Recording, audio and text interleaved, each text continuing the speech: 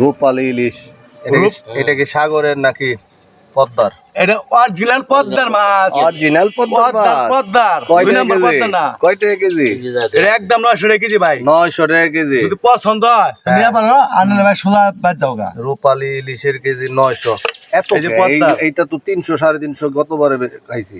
গতবারে তো 700 টাকা বেশি। 700 কেমনে? গতবারে ভাই কত 300 350 না? হ্যাঁ, 400 এর মধ্যে শেষ করতে মাছ করলাম 1000 টাকা দেব। এই 4টা মাছ 1000 কি হবে না? আর 1.5 বছর পরে ও বনিস মাছ এত করে আপনি।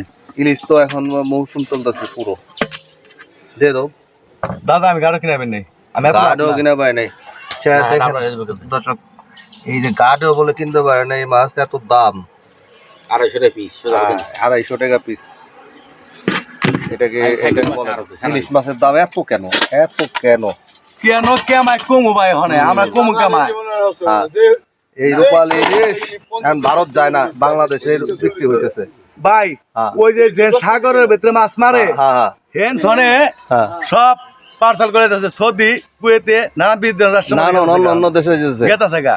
অথবা সাগরে কি বৃষ্টির জন্য ট্রলার যায় না নাকি? অভাব নাই, হাজার যাইতেছে, কিন্তু মাছ এই দেশের মানুষ পাইতেছে না। এই দেশে এসে পাইতে পারছে না। পাইতেছে কারা? এটা আল্লাহ জানে।